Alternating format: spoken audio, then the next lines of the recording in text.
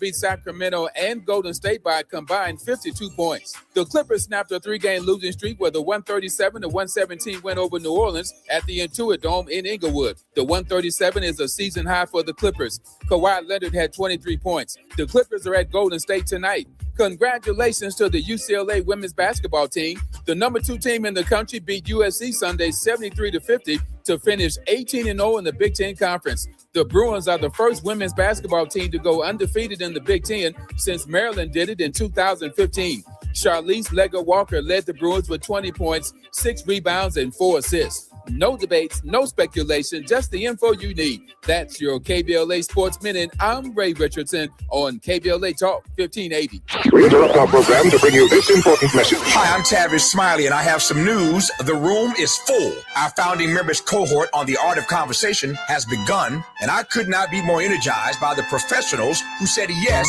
to mastering the craft. Their dedication to curating great conversations reminds me why I do this work.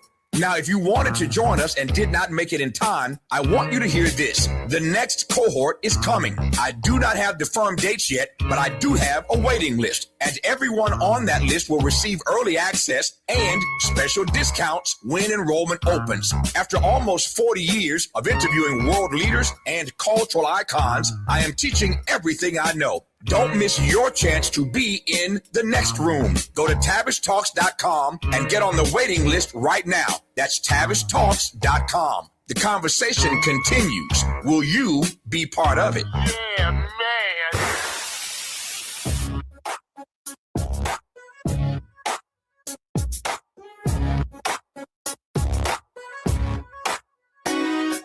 Jesse Jackson Jr. Show. Oh, oh, oh, oh, oh, the Jesse Jackson Jr. Show. Oh, oh, oh, oh, the Jesse Jackson Jr. Show. Oh, oh, oh, oh, the Jesse Jackson Jr. Show. Oh, oh, oh, oh, come on and talk with me. Come on and listen to me. Come on and talk with me. Come on and listen to me. KBLA. Top 1580, download the app.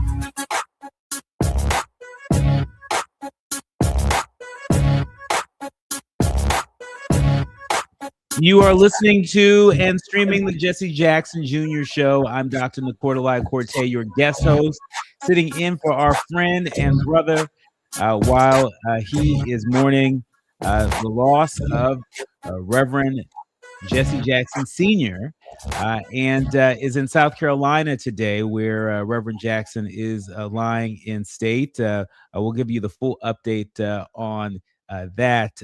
But I want to say happy Monday to everybody. Happy Monday to everybody. We're in touch, and so you be in touch. Be sure to download the KBLA app if you haven't already. That way you can listen to us live or on demand. And if you're feeling fancy, you can even tell Alexa to play KBLA Talk 1580. And there we are for your listening pleasure. Also, be sure to subscribe to the KBLA YouTube channel. That way you get to see us, and we get to be in community with each other on that platform. We always pay extra close attention to folks who get in the group chat there on YouTube. And so don't be shy while we are on air. As I mentioned before, I am the guest host here.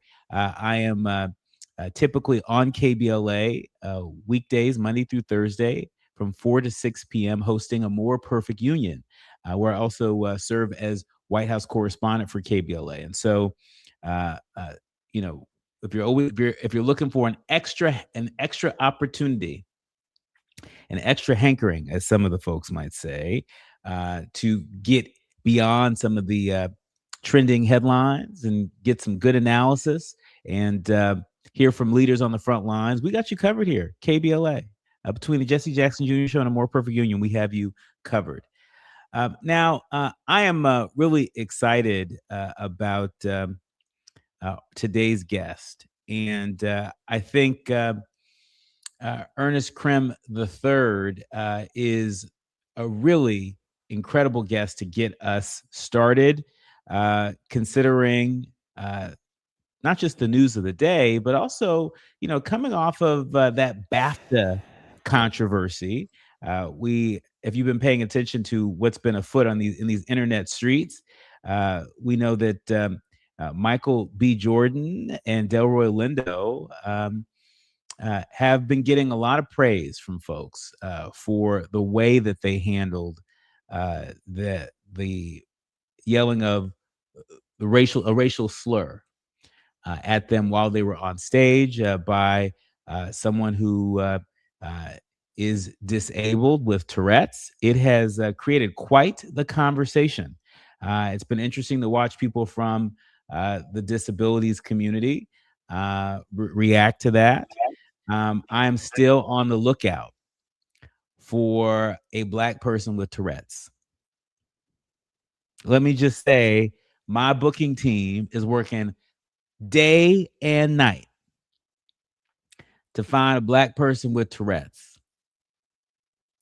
I want to hear what their experience is like, because and I know that there aren't many spaces that we can be in as Black people and just say things and get the kind of grace that folks have been expecting for the man who yelled that slur repeatedly while Delroy Lindo and Michael B. Jordan were on stage. There was a Black woman who also experienced that as well.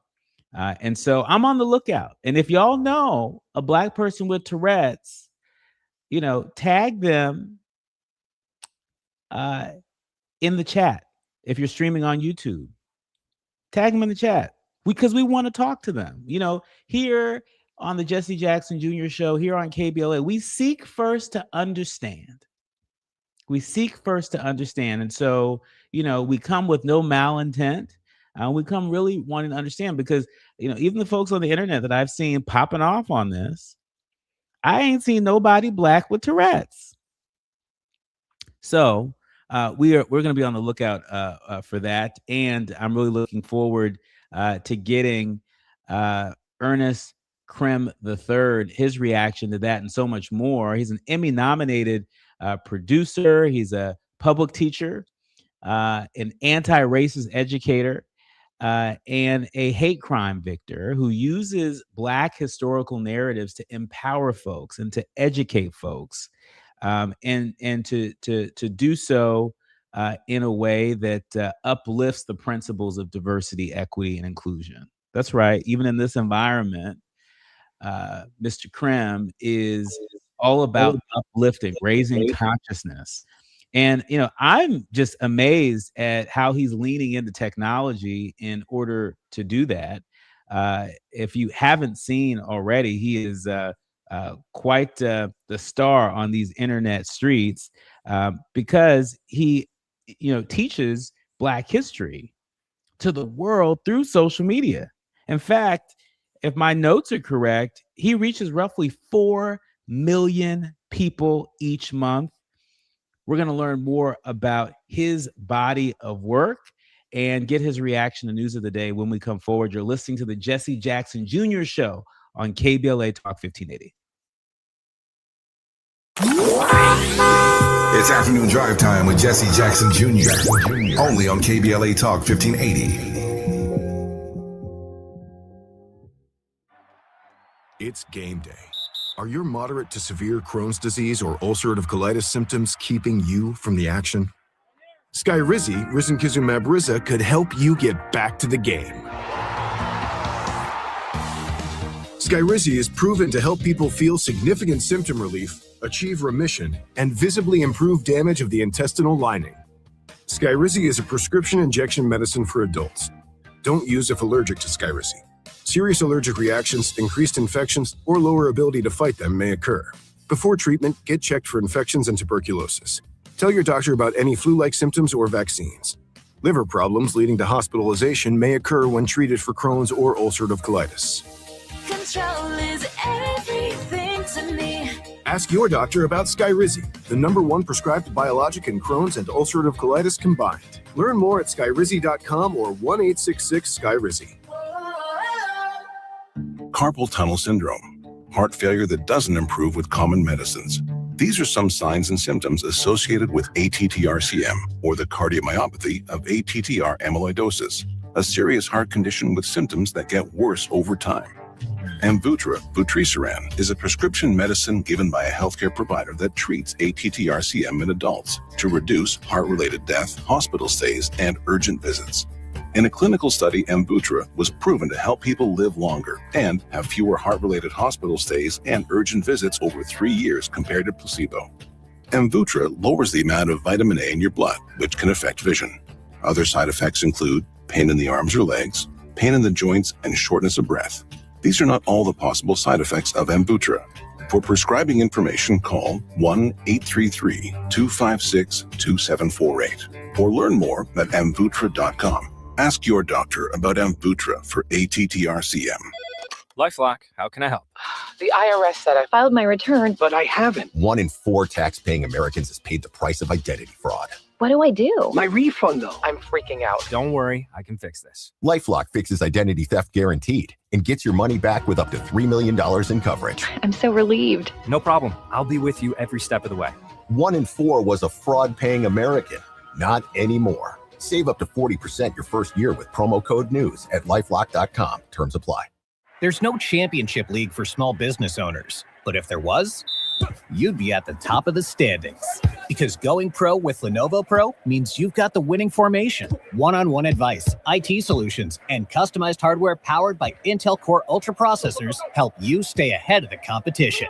Business goes pro with Lenovo Pro. Sign up for free at lenovo.com/pro.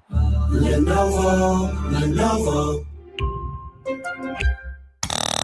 Now back to more of Jesse Jackson Jr. on KBLA Talk 1580. The Jesse Jackson Jr. Show.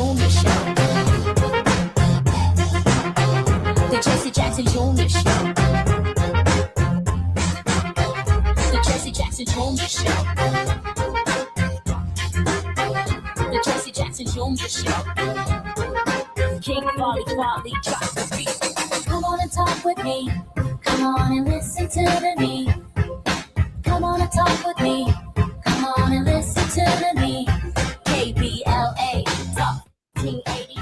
Download that. You are listening to the Jesse Jackson Jr. Show. I'm your guest host, Dr. Nicordelai Corte, and really delighted to be in conversation with a very special guest, Ernest Krem III.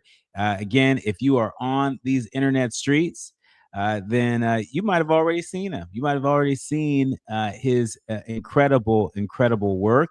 It is an honor to be in conversation with, again, an Emmy-nominated producer, really a public scholar, an anti-racist educator, and a hate crime victor who uses Black historical narratives to empower and educate at a time where we see so much mis and disinformation on these internet streets. He's over here putting out some stuff that you can stand on and trust.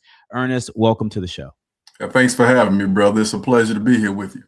Well, it's a pleasure to be here with you. First things first, this weekend here in Los Angeles, we celebrated the NAACP Image Awards. It was rare air. It felt like the oxygen that so many of us needed in this time where we see so many people and so much of our history under attack in this country. NBC News reporting that Delroy Lindo made his first public comment following that racial slur incident at the BAFTAs. I was at the NAACP Image Awards, and I can tell you the audience was rooting for Michael B. Jordan and Delroy Lindo and took to their feet after they had addressed it. Delroy said, quotes, "Before we start, I'd just like to officially say we appreciate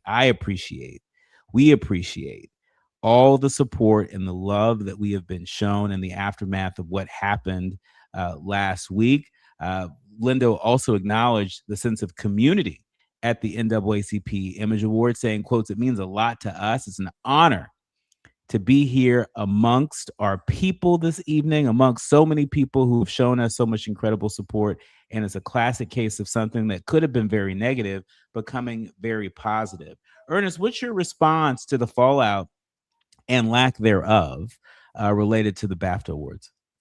Yeah, there are so many layers, brother. Thank you for laying out that context for us all.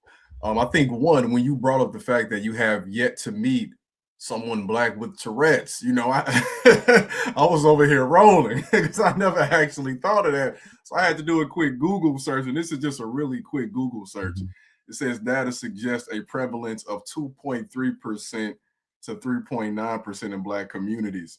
And I wonder how many of us get that diagnosis, or even if we have it, if it will be recognized as such. Because when I was in the class, oftentimes if we have kids who might have some type of disability like that, we are quicker to do what we do in society, and that is to enact punitive measures as opposed to giving them the assistance that they need.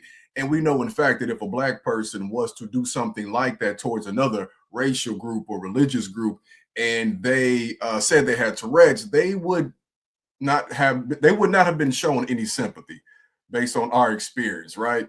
So when I saw that, of course, I reflected on the experience I had, because for many folks, they began to know me around 2016 when I dealt with the hate crime. It was different circumstances. The person was intentionally calling us this word. This person intentionally spat on me and my wife. So she cannot have used the lie that she had Tourette's. She was there with two Black friends who were defending her and saying that it wasn't that big of a deal. So I have an explicit experience that is relative to this, but I'm also aware of just how people in that moment at the BAFTAs made excuses for him. They did the exact same thing for her. And until this day, we see so many excuses for those who practice racism. We infantilize a lot of folks in the white community. We make it seem as though, oh, they didn't know any better. And again, I understand that he had Tourette's, so I'm not even really focusing on him. It's more so the context of which came out of this. He said other remarks that we know, are disrespectful and slurs as well, but those were edited out. Like he told y'all, he wanted to make sure people knew, like, no, I didn't just do that. I did that too, but they didn't play it. Why didn't they do that? Why didn't they play those remarks? Why didn't they play those protests, right? Why is it that they're able to say that they didn't even they didn't hear it?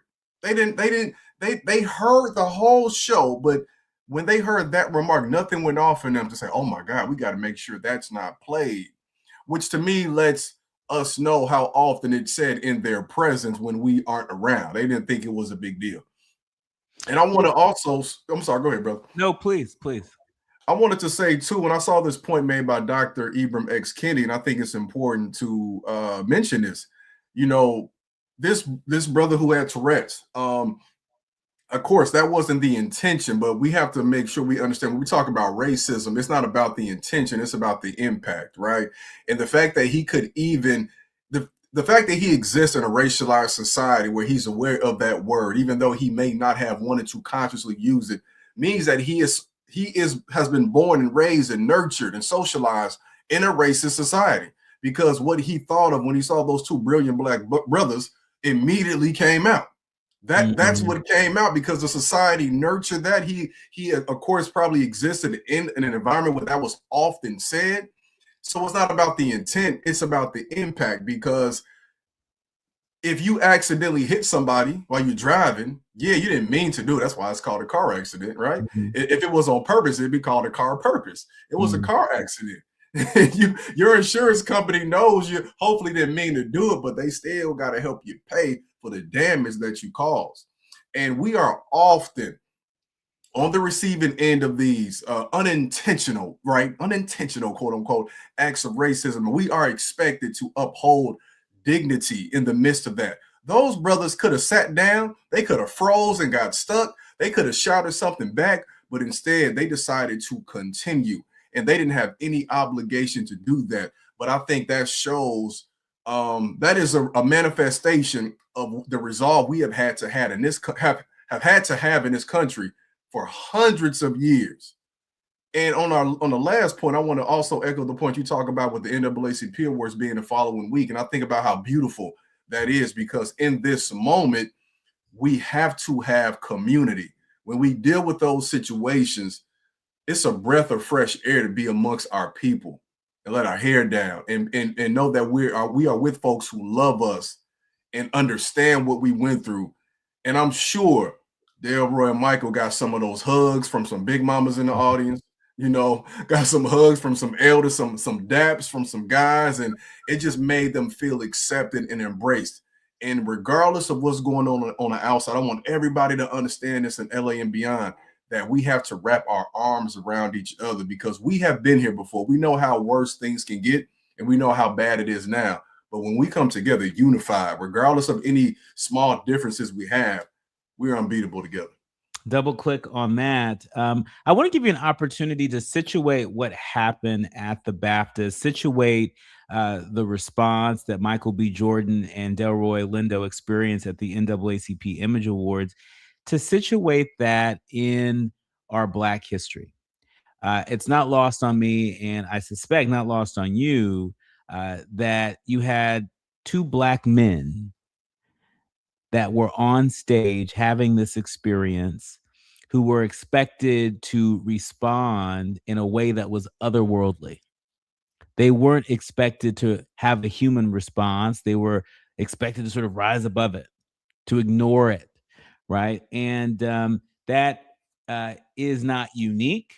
That is a consistent part of our history. And so, being that you are the public historian that you are, and that folks can stand on the content that you produce on these internet streets, even in the midst of so much mis and disinformation out there, go ahead and situate what happened in Black history. Yeah, for sure. I think it's important with that, brother, to your point, to point out the fact that when I speak to different groups of kids across the country, because we know instances of hate crimes on the rise all across America, particularly in our schools. The usage of this word in mixed environments is particularly problematic, and it's happening all across the country now. And when I go speak to audiences and kids about this, I'll often ask the kids how many of them have heard this word used, and how many of them, particularly if they're Black, have had this word used against them. And there are several times when it's been, I would say 80 to 90% of the audience, right? The follow-up question I'll say is then, who understands what this word means historically? And you might have two kids who keep their hands up. And of course, these are the Black kids in the audience. Most people of this younger generation, so I'm going to say maybe Gen Z, Gen Alpha below, right? They don't understand the historical context of what this word even means, because it has been so diluted in popular culture, music, movies, and things like that. This word is symbolic to the dehumanization that we have faced historically. And because whether you agree with it or not, we know that culture, we have tried our best to reclaim it, right? We also understand through that reclamation process, we have said, look, we don't own a lot of physical things and cultural things here, but we want to say, look, just don't say that word to us. Don't say that word around us. Don't say that word to us. I don't care if you agree with how we use it amongst each other. That's how we do it. That's a family thing. Let us resolve it. Don't use it around us. And there is a certain level of ego and pride within some folks in the white community who then turn and say no, because they want to have access to everything. They want to be able to claim ownership to everything. So when we say, look, y'all got all of that, you took all our art and all your profit off it, just don't say this. No, right? It's that refusal, because it's also too proof of their ability to have political power to enforce this caste system in many ways on us. Because when I think about what I dealt with almost 10 years ago, and I would talk to people in the media, especially, I would say, look, you hear the word and you're disgusted, but I'm more disgusted by the thought processes and actions that reflect that word, because I grew up on the south side of Chicago and I see what it means and what it meant to be treated like that. I grew up never being called that to my face, but I saw what that actually looks like. And I'm saying all that contextually so folks understand that when you have these two brilliant black men, these actors on stage in a mixed environment, you already on alert. You already got, the racial battle fatigue and having to deal with all the extra isms and issues and discrimination just to get to that point. Because when you get to that stage, you have had to work harder than anyone else in that room. You and any other black woman in that room have had to work harder than anybody else. So you already on edge because how they might perceive you. They might not say the word, but the stares, the people who are ignoring you. And when you are in a situation like that, when you come to be celebrated and to have fun, that happens. I think back to my situation, and although I'm a teacher, I'm not a psychologist, but research will show that you can respond a few different ways: fight, flight, freeze, fawn. And often what that means is you are responding in a way that folks in your ancestry had to respond when faced with that same exact instance of trauma. Because in your mind, if you get called that, you ain't thinking it's 2026. You thinking this person might follow this up with an overt attack. Mm-hmm. That was a word. That was a trigger word. That's like you calling a play while y'all playing basketball. Mm-hmm. It's like the other team knows which that's the dog whistle, which ain't really a dog whistle at all. So for them to be able to have the fortitude to, I would say in that situation, they didn't seem to freeze. They did not fawn, because fawning would mean you make excuses for it. They fought through it, and they did not have to at all. That's the context of that moment. And I want to close this by saying too, that it was probably a reminder to them. And I'm sure these brilliant brothers already understand this, but regardless of the rooms you go into, the awards you get, the payment you get for the movies you play, there are in certain spaces where they will still treat you how they believe you are because of the color of your skin. And I want to make sure I say that, how they view the color of our skin, not that our color and who we are in our ancestry is a problem. It's an unfortunate reminder, but it's also, to me, proof that we are constantly on their minds, constantly the topic of conversation, as if we did something to them. But in fact, the thing that they are most guilty of and is the fact that we are brilliant in spite of everything we've had to face. Yeah, and the fact that this happened not here in the United States, this happened in Europe.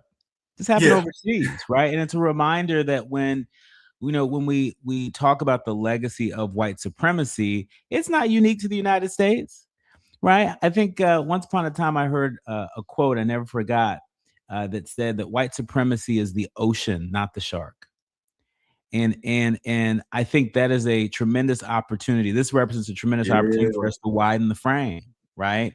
We are, particularly in the United States, when we think about and address racism here, we're made to think of it as the shark, right, and not as the ocean, right? And I think this incident at the BAFTAs, it reinforces that, right? It reinforces the harm that is still being done.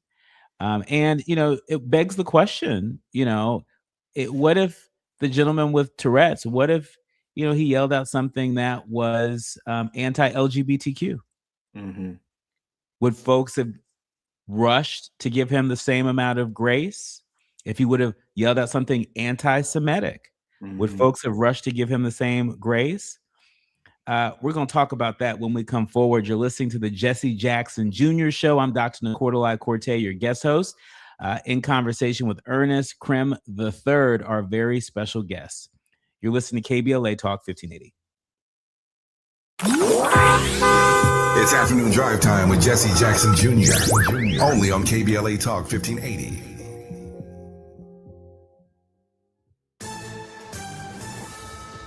I'm Amber Payton with BIN News Now. California Governor Gavin Newsom is criticizing President Trump over the strikes in Iran, saying there's no clear plan or defined endgame. This historic president, who's historically unpopular, is trying to distract from his failures across the spectrum. Speaking in San Francisco, Newsom called Trump a chaos president and a wrecking ball, accusing him of creating instability without laying out a strategy. The suspect in a mass shooting outside of a downtown Austin, Texas bar that left 2 people dead and 14 injured has been shot and killed by police. Authorities say the man, a Senegalese native and naturalized U.S. citizen with a history of mental illness, opened fire at Buford's Beer Garden. And a civil trial against Bill Cosby begins today in California. Donna Montzinger alleges Cosby drugged and raped her in 1972 while she was working at a restaurant. She says Cosby is not expected to testify. Get BIN News Now on demand 24/7 on the iHeartRadio app. Head to Waba Grill weekdays after 3 p.m. for their $5 happy hour and try their new Chili Crisp dumplings. Bold, crunchy, and tossed in a fiery crisp paired with a premium Waba beverage drink like their authentic Thai tea. Get both for just $5 only at Waba Grill. It's for you. This is the KBLA Sports Minute with Ray Richardson.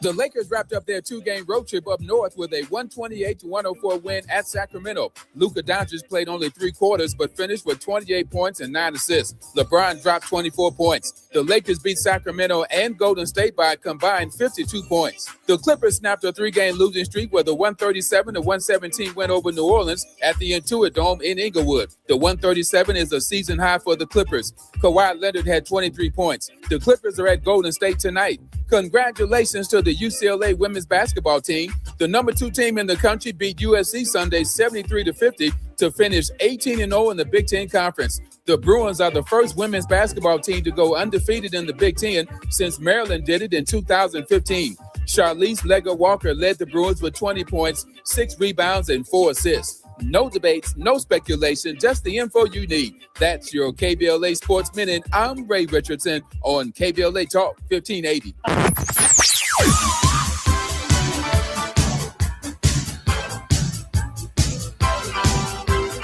This is KBLA Talk 1580. Talk radio. That's music to your ears. We're unapologetically progressive. KBLA Talk 1580. We've got a lot to talk about. I'm Reverend Gerald, the life coach. Is someone you love struggling with addiction and mental illness? Is improving your family's health important? Want to leave a legacy that your family can grow? Are you ready to enhance your perception of life experiences? Then wake up weekends at 7 a.m. with Urban Family Focus and get the wisdom, opportunity, resources, and motivation to live your best life. Join the conversation on Urban Family Focus Saturday and Sunday at 7 a.m. Unapologetically progressive. KBLA Talk 1580. We've got your black. Getting around LA doesn't have to cost a lot. Metro has fares that fit every budget. 20 free rides for qualified riders through the Life Fare program. Free passes for students with GoPass and affordable options for everyone in between. Wherever you're going, Metro's got you covered. Visit metro.net/fare programs. What if your rooftop could earn you money every year? With LADWP's Solar Rooftops program, you can get solar panels installed and maintained on your home at no cost and earn up to $900 a year. That's up to $18,000 over 20 years. There are no upfront costs, no credit checks, and no annual fees. Plus, you'll help power Los Angeles with clean local solar energy and reduce reliance on fossil fuels. Make your rooftop work for you. Apply today at ladwp.com/solar rooftops. KBLA Talk 1580, connecting you with the world. African Focus Incorporated is a community-based organization whose mission is to bring Africans and African Americans together, lead charitable initiatives on the motherland, and educate people from all walks of life on the beauty, legacy, and opportunity of Africa's 54 nations. And it's that time once again when African Focus is teaming up with KBLA Talk 1580 for our 8th annual African Focus Trailblazers Tour. Travel with us in 2026 when we're headed to the Southern African nations of Zambia and Botswana for a historical, cultural, and vacation tour led by me, Dominique DePrima, Cultural Ambassador for African Focus Incorporated. Enjoy luxurious accommodations, conscious fellow travelers, shopping, adventures, cultural cultural tours, wildlife safaris, and a giant waterfall, one of the world's 7 wonders, along with a chance to be of service at an orphanage on the continent. Become an AFI trailblazer by exploring the motherland with a nonprofit organization that has members in Africa and America to help roll out the red carpet for you, and together we'll make a difference and have fun doing it. For more information, visit africanfocus.org or call 310-676-7300. That's 310-676-7300 or africanfocus.org. Whether it's stateside or exploring the diaspora, we're with you every step of the way. African Focus and KBLA Talk 1580. Come go with us. You're listening to Jesse Jackson Jr. on KBLA Talk 1580. The Jesse Jackson Jr. Show. The Jesse Jackson Jr. Show. The Jesse Jackson Jr. Show. The Jesse Jackson Jr. Show. King Folly drops the beat. Come on and talk with me. Come on and listen to the beat. Come on and talk with me. Come on and listen to the me. KBLA Talk 1580. Download the app. You are listening to and streaming the Jesse Jackson Jr. Show on KBLA Talk 1580. I'm Dr. Nicordelai Corte, in for Jesse Jackson Jr. Really enjoying the conversation with Ernest Krem III. He is our special guest this hour.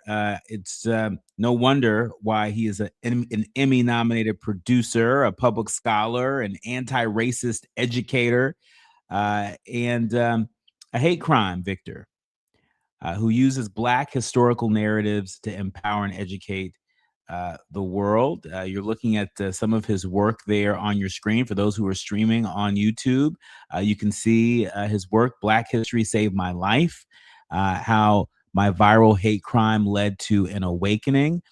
You can also see his work, Black History, Now Black History Can Save Your Life, the ABCs of Affirming Black Children. Just so many great works that are quite timely, if I don't say so myself. Ernest, welcome back to the show. Thanks again for having me, brother.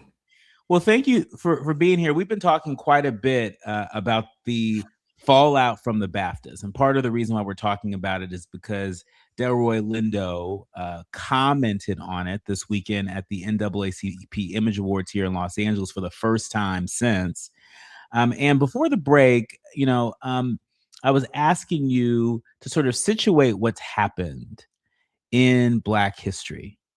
And I'm sure I'm not the first person to think, well, what might have the public response been? What might the immediate response have been if the gentleman with Tourette's had yelled out something that was anti-LGBTQ, or if they yelled out something that was anti-Semitic, or they yelled out something that was, even, sexist, in some way, shape, or form, how that response might have been different. I think there's an opportunity to deepen folks' understanding in terms of what anti-Black racism looks like, and how there are layers to this. Mm-hmm. There are layers to this because you can be LGBTQ, you can be Sephardic Jew, Black Jew, right? And still experience anti-Black racism, right? And so talk to us about your thoughts on how the yelling out of the N-word slur, compare and contrast that to other slurs and what those responses might have been, in order to illuminate how anti-Black racism works. Yeah, for sure. Dr. Corte, thank you for, again, the wonderful question and setup. This is why I believe this show is even, so important, especially in moments like this, when I think about the platform that Jesse Jackson Jr. has, and also think about the legacy of his father, Reverend Jesse Jackson. I think when we even talk about this word, I reflect on what he said and what I heard growing up from Reverend Jackson, that I am somebody. And that situation that we saw at the Baptist is proof of why those words still resonate and why they are so important. He was saying that in the 70s. He was on Sesame Street saying it, black and white, grainy video. But if you go into a classroom or you talk to our kids and you say those words and don't even let them know where it came from, it's still relevant. And this is precisely why. The historical context of this and why the other phrases, it's crazy because we are the only community where the slur has to be abbreviated with a letter. That lets you know already, like that's the barometer for whether something is offensive or not, is that, because people know deep down inside the community in America, and like you said, globally, understands what has come as a result of that dehumanization, as folks here who were a part of a rich culture in West and Central Africa and were forcibly had our identities removed. That was the name that was given in its place. And I think that the very fact that you can ask that question and we can all, as the listening audience, know what you mean by it and answer it in our minds subconsciously is proof of how we are still being treated, and again, how we are viewed because of the color of our skin, not because of the color of our skin. I immediately think about what Spain did when they initially came here, because we got to remember they were the originators of the genocide and the enslavement that happened here, starting with, of course, their boy Columbus in 1492. They instituted a racial caste system that had upwards of 14 different categories, y'all. Now, the English were they were more simple. They were just like, look, you're black, you're white. Like they didn't really want to think of all of these intricate details. But for Spain, which they set the standard, 1492, then we're talking to 1619, those who were viewed to be at the bottom were those who had like pure African ancestry or pure indigenous ancestry. Even if you were Spanish and you were like quote unquote purely Spanish, but even if you were born here, you weren't regarded as high. I think that kind of encapsulates what that word means to people and what they know it means. There's a certain level of even disrespect that is understood across the board, because when that's said that way, there isn't a fear that they have internally that something would happen. Otherwise, when they heard the word, and we know they heard it when it was pre-recorded, if they had that fear, they would have immediately taken it out. And we probably would have found out about it because of people in the audience that realized it wasn't there. They don't have a fear that they will lose sponsors. They don't have a fear that they'll lose money. They don't have a fear that there will be any other type of consequences or repercussions. They don't have fear they'll be blackballed. Or I should say whiteballed. I'm sorry. Right. And you're right. They don't have a fear, because I was reading somewhere that Warner Brothers Discovery, there were executives at Warner Brothers Discovery that were pushing the BAFTAs to scrub that exchange from the broadcast. I think there was a 2-hour delay. And it seems that they were selective in terms of what they decided to scrub and what they didn't. Apparently, there was an award winner who had made a comment about the Palestinians, a pro-Palestinian remark, and apparently that was edited out, right? And so, it's interesting what gets edited out, what gets censored, what gets scrubbed, and what doesn't. And somebody down the line, somebody who had decision-making authority, it was either a complete fail on their part, or they decided that it wasn't that bad. It wasn't that bad. It wasn't that bad. And so that is something that happened overseas, but we're also seeing this play out here in the United States in corporate America. And I want to give you a chance to connect the dots between what we saw take place, not just on stage at the BAFTAs, but what took place in the editing room following the BAFTAs. I want you to connect the dots between that and the posture, the behavior that we're seeing from corporate America and their withdrawal from diversity, equity, inclusion, even though there are a lot of consumer insights out there, consumer research that suggests that America is browning, that we are on path to becoming a majority minority nation. In fact, there are a number of states that are already there. And so when we come forward, we're going to connect those dots for us. You're listening to and streaming the Jesse Jackson Jr. Show. I'm your guest host, Dr. Nicordelai Corte, in conversation with our incredible guest this hour, Mr. Ernest Crime III.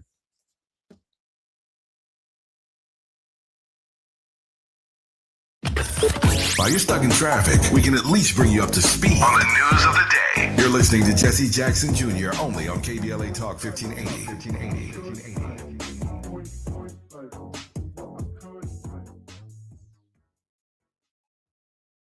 You are the architect of your own legacy, but you don't have to build it alone. I'm Lisanne Basquiat, a board-certified NLP expert and legacy healing strategist. I've built the Shaping Freedom platform to give you the exact tools you need to evolve. From my signature podcast and Lounging with Lisanne meditations to our intentional candles and journals. Stop living on autopilot. Visit shapingfreedom.com to access the teachings and tools you deserve for you and your family. Your evolution begins at shapingfreedom.com. Hey there, Los Angeles. This is James Lucky Jr., publisher and editor of Los Angeles News Observer. Are you hungry for news that matters to you in the African-American communities of Los Angeles? Well, buckle up, because we got the scoop you've been craving. Stay in the know and never miss a beat with our free weekly publications conveniently available near you. Or hop on the digital wave and become an exclusive subscriber at OGNSC.com. Don't forget to join the party on Instagram and Twitter at OGNSCINC for behind-the-scenes access and sizzling updates. No more FOMO. Let's stay informed, connected, and empowered together. KBLA Talk 1580. We've got a lot to talk about. KBLA Talk 1580, connecting you with services and solutions. The midterm elections are upon us. It is voting season once again. Common Cause's motto is fighting for the democracy we deserve. In service of that goal, Common Cause puts its state and national policy expertise, massive network of grassroots supporters, and nonpartisan approach into action to strengthen our democracy against the challenges we face today. They work at every level of government on priorities that impact each of our lives, like defending the right to vote, limiting big money's influence on our elections, holding public officials accountable, and more. Common Cause is a nonpartisan grassroots organization dedicated to upholding the core values of American democracy. They seek to empower all people to make their voices heard in the political process. This election may be the most important one ever. If you'd like to make a donation or volunteer in service to the Constitution, please visit commoncause.org. That's commoncause.org. This is a community call to action from KBLA Talk 1580.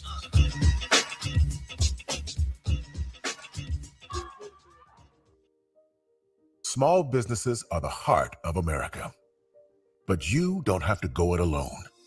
As the nation's largest nonprofit resource of expert business mentoring, SCORE has helped millions of entrepreneurs build their businesses for free. Get the connections, education, and guidance you need with SCORE. We're ready to help. Find a mentor today at score.org. Now back to more of Jesse Jackson Jr. on KBLA Talk 1580. The Jesse Jackson Jr. Show. The Jesse Jackson Jr. Show. The Jesse Jackson Jr. Show. The Jesse Jackson Jr. Show. King Volley, drop the beat. Come on and talk with me. Come on and listen to me. Come on and talk with me. Come on and listen to me. You are listening to and streaming the Jesse Jackson Jr. Show. I'm your guest host, Dr. Nicordelai Corte. Really enjoying this conversation this hour with Ernest Crime III, Emmy-nominated producer and progressive education activist. And we've been talking about the fallout from the BAFTAs and really just sort of connecting the dots for folks, because sometimes we think what's happening over there, in this case in Europe, well, what does it have anything to do with us here? And there is a tie-in. The response from the BAFTAs, not just on stage, but backstage and in the edit room. There's a direct line between that response and part of what we're seeing here in the United States, in corporate America, for example. And not just corporate America, I should say, but we're seeing, across industries where there's an absolute retreat from all things diversity, equity, and inclusion, even though there are consumer insights that suggest we should be doing the opposite. And Ernest, I think it's so short-sighted for the companies, for the interests that have capitulated to the leadership of our federal government, putting them on notice, saying basically, you sow into this, right? You become a target. You may catch a case from the Department of Justice. We're going to make you pay one way or another, even if it means tying you up in court, right? Even if it means, making that regulatory approval that you need so bad, right? Making that more difficult, more cumbersome, or saying it's not going to happen. I mean, we just saw the CEO of Netflix last Thursday on the cusp of sealing the deal of this merger with Warner Brothers Discovery. We saw the CEO of Netflix go into the White House to meet with the president. Came out, and then what do we see? We saw Netflix withdrew their bid, paving the way for the hostile takeover led by Paramount, led by Skydance, led by Trump allies Larry Ellison and his son David Ellison. Right? We're already starting to see changes on CBS being facilitated by a Trump ally. We have our sister Gayle King, who is lip syncing for her life on air as host of CBS Mornings. It's unclear what's going to happen with her contract, but all of these things are not disconnected, are they, Ernest? Oh, not at all, brother. Not at all. And I think to your point of the short-sightedness is, you think about what happened with Target and the amount of money they lost versus an organization and company like Costco, who is breaking records. I mean, my first time at Costco was after this whole debacle. Conveniently, they had open one around the corner from us. So I said, let me go ahead and check it out. Let me just see what all the hype is about. And also, too, the fact that, they paying their workers a living, all that other stuff, right? But I think the point is, we have seen time and time again, study after study, that shows that an investment in diversity, an investment at rectifying systemic racism is actually profitable. They talk about how America's missing out on tens and trillions of dollars by not rectifying systemic racism and that legacy. When you have diverse minds and diverse people at the table, you have more creativity that comes to that table as well. To your point earlier of white supremacy or white insecurity being this entire ocean, there are people who would rather let that ship sink as opposed to allowing a highly qualified Black or otherwise captain take control of the ship to steer us away from that iceberg that we all see, that ever-present danger. This country is growing more and more diverse day by day, second by second. You have a negative birth rate within white communities. There is a fear that they are being replaced. The inevitable is the inevitable. This country will continue to grow diverse. And we have to continue to remember, whenever I think about how dire our situation is here, The thing that gives me hope and solace is understanding, for one, our history and the success we've been able to have when we come together, whether it be in Montgomery or whether it be Selma, whether it be in Chicago, whether it be in LA or otherwise. When we come together, that people power is undefeated. When we decide we want to withhold our money from an institution, we win, right? When we stand up, we win. When we fight, we win. When we protect us, we win. Target is suffering because of this. And I think about what that could even mean for the various ways we have been disenfranchised and restricted in creating our own institutions that could even mirror a Target. You know, when this was starting to happen, I was doing a lot of research to see, like, man, why don't we have something that's the equivalent that's owned by somebody Black? And we have to remind folks, it's not because we aren't creative or that we aren't entrepreneurial or that we have, excuse me, haven't been here long enough. Many of these institutions like Walmart and otherwise and Target have been here since the 50s and 60s. What were we doing in many different cities in the 50s and 60s? Fighting off water hoses, fighting off dogs, fighting to vote. And we had Black institutions, but many times they put highways through them. They disenfranchised, they burnt them down. So I want every Black person that's listening to LA and beyond to remember and understand that the results that we see, the inequity that we see, is not of our own doing. It's a result of a very careful and tedious process that was created intentionally, right? So when we bring this back around about the BAFTA situation and the N-word situation, this global thing, remember, America used to be a part of the British Empire. And what they are doing now is a reflection of that word being said and overlooked. It's the pulling back of the support for our organizations and our people. It is overlooking a more qualified Black woman as a candidate for president or governor or Senate or whatever, right? That is the manifestation of that, because they have long decided that we ain't got to say the word out in the open, but we can talk about it in the boardrooms and ensure that they know that's how we truly feel about them. But when we come together, y'all, that's when the magic happens. That's right. That's right. And that's how we overcome the dehumanization, because that's fundamentally what this is. It's about dehumanizing people. Exactly. You know, if I call you the N-word, I'm calling you something that I don't believe is human, right? If I treat you like the N-word without even saying it, right, I'm treating you as something less than human. I'm treating you without dignity. And, you know, that is the work that we all have upon us. In our remaining sort of minute and a half, Ernest, I would be remiss if I didn't give you an opportunity to give us some homework. Give us some homework. What homework do you have for all of us? What call to action do you have for all of us? I certainly believe that it's on all of us to do what we can from where we are with what we have. With that said, give us our marching orders. For sure. Thanks again for this time, Brother Cortez, and being here with you in this moment. And again, condolences to the Jackson family, sending love and appreciation to you all, especially my brother Jesse Jackson Jr. as he's away for this week.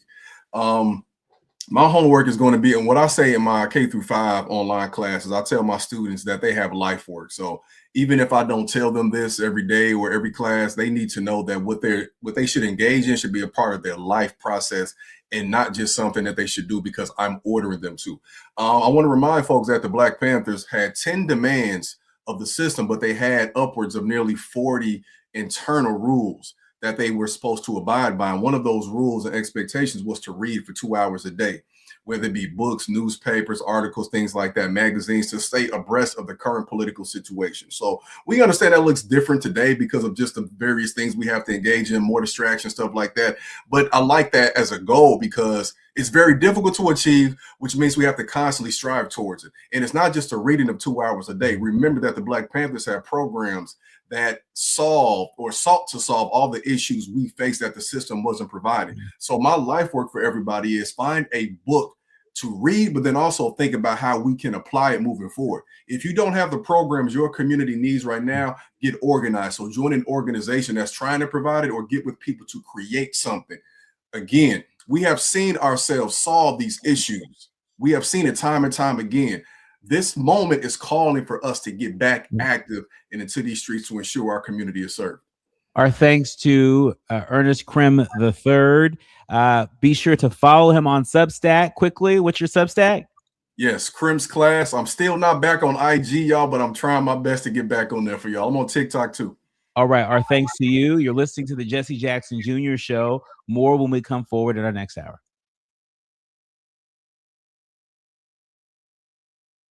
KBLA 1580 Santa Monica.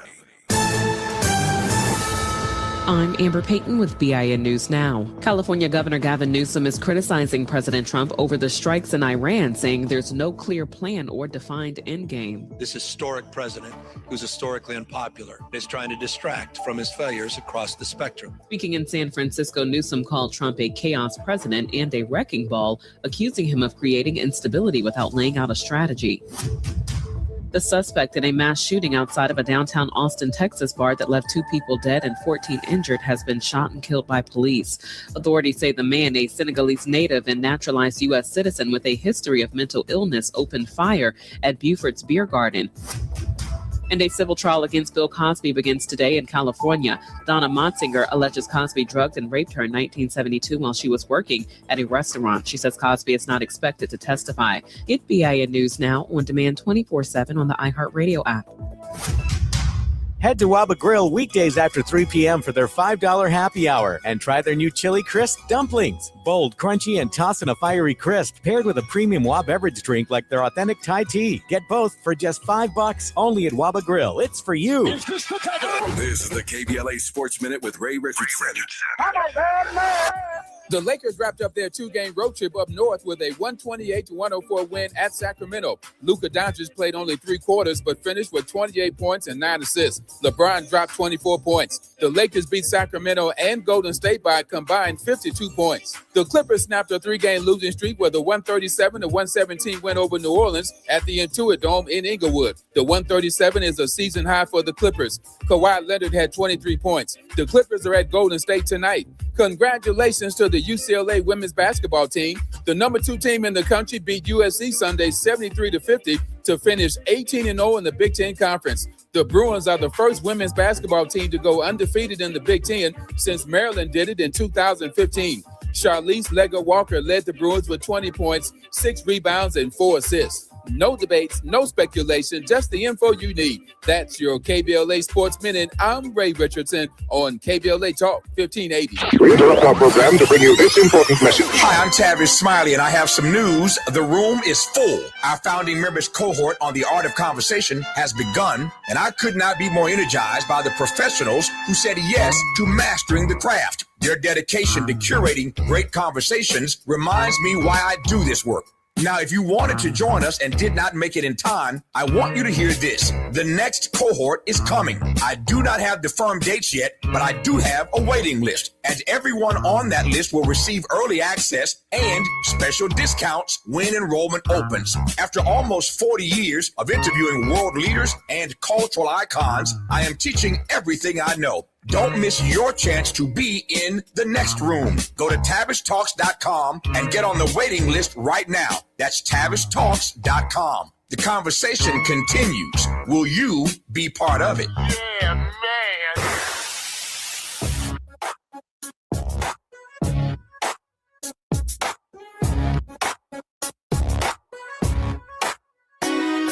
The Jesse Jackson Jr. Show. Oh, oh, oh, oh, the Jesse Jackson Jr. Show. The Jesse Jackson Jr. Show.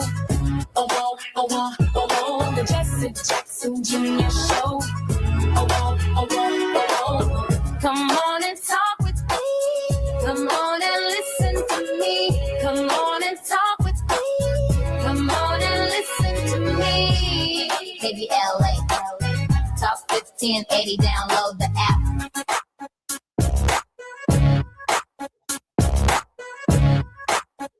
You are listening to and streaming the Jesse Jackson Jr. Show. I'm Dr. Neat Cordelai Corte, in for Jesse Jackson Jr. Yes, that's Neat Cordelai Corte. Folks always are quite tickled when I tell them I'm the youngest of 5 boys: David, James, John, Joseph, and Neat Cordelai.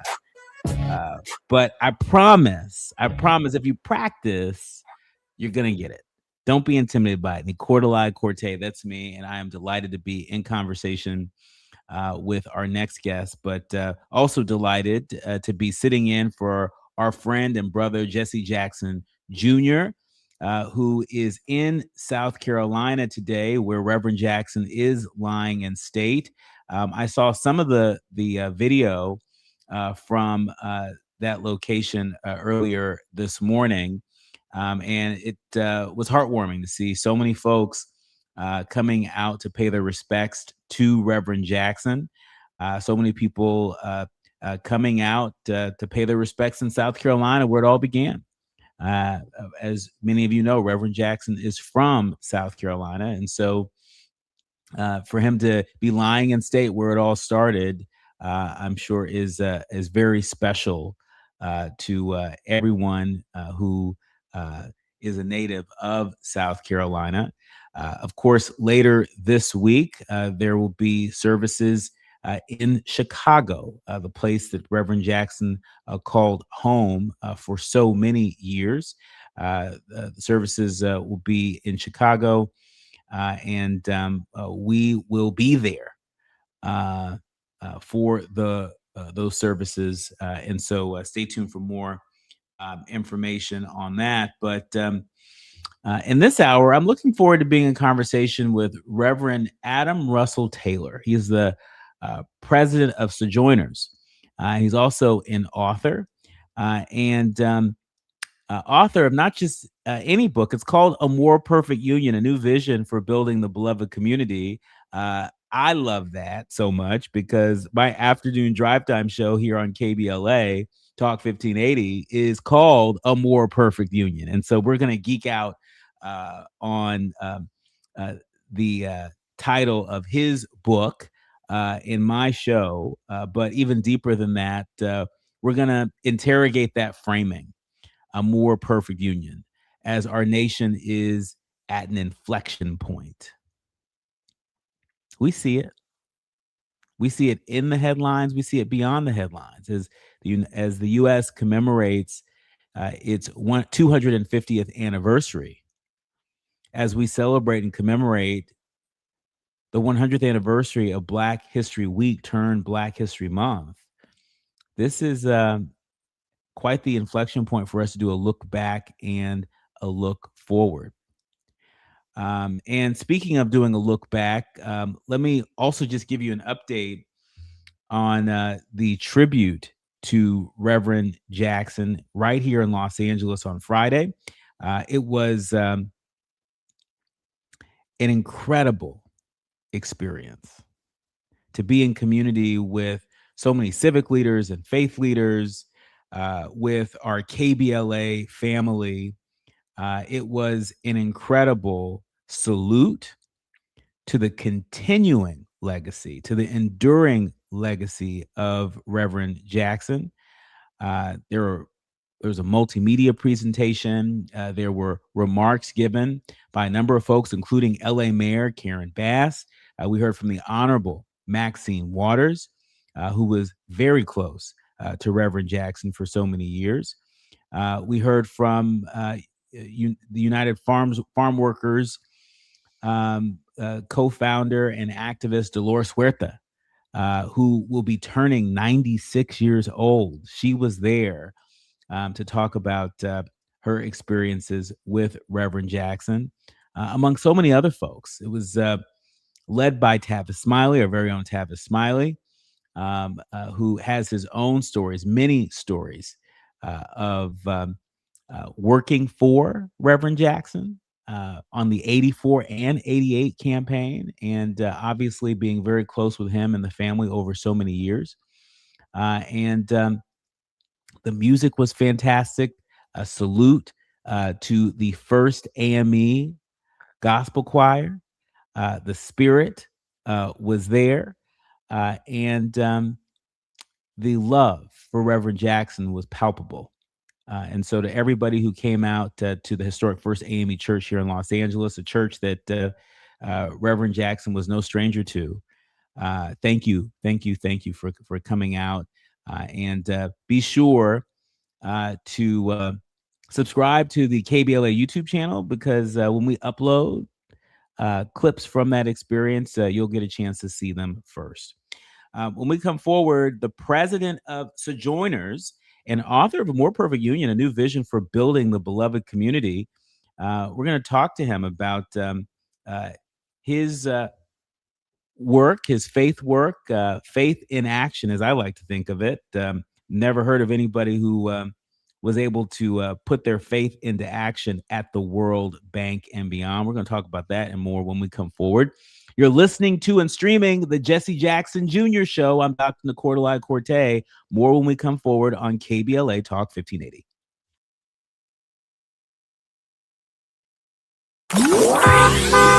It's afternoon drive time with Jesse Jackson Jr. Only on KBLA Talk 1580. Carpal tunnel syndrome, heart failure that doesn't improve with common medicines.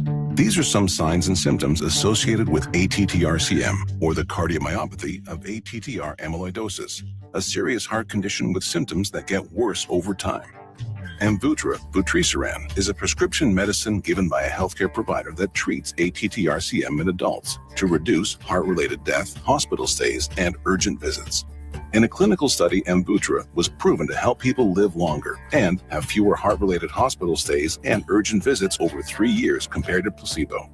Amvuttra lowers the amount of vitamin A in your blood, which can affect vision. Other side effects include pain in the arms or legs, pain in the joints, and shortness of breath. These are not all the possible side effects of Amvuttra.